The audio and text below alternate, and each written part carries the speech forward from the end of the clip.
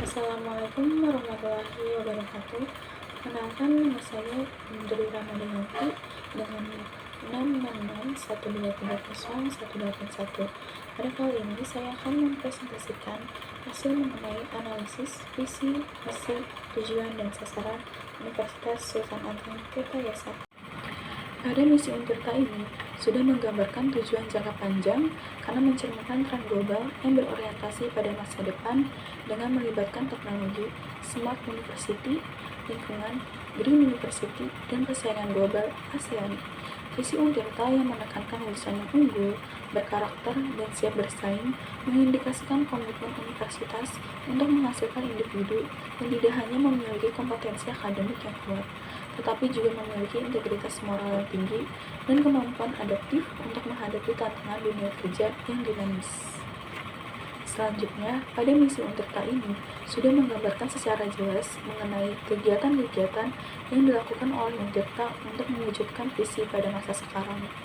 Pada misi poin pertama, dijelaskan bahwa menunjukkan komitmen Untirta dalam menghasilkan lulusan yang unggul baik secara akademis maupun moral.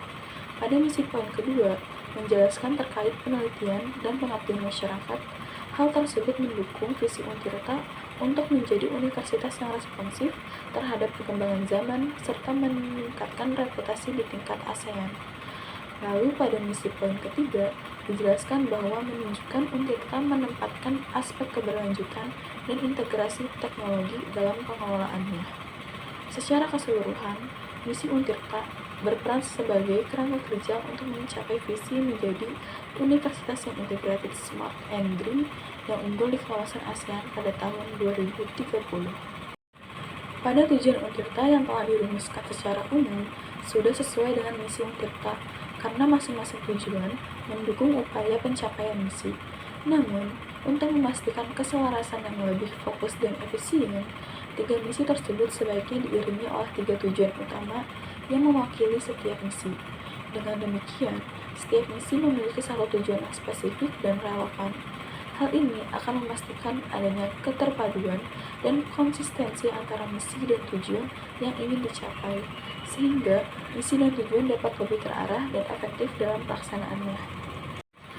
Analisis pada sasaran Untirta berikut didasarkan kriteria SMART: specific, measurable, achievable, relevant, time-bound, menunjukkan beberapa poin. Yang pertama, spesifik.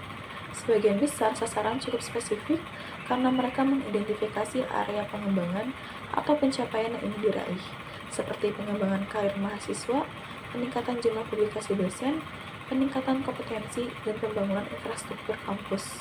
Kedua, measurable, yaitu terukur, di mana beberapa sasaran seperti meningkatnya jumlah publikasi dosen di jurnal nasional dan internasional bereputasi atau meningkatnya kompetensi dosen yang bergelar S3 memiliki elemen yang dapat diukur. Namun, ada juga sasaran yang kurang terukur karena tidak menyebutkan angka, target, atau indikator keberhasilan yang jelas.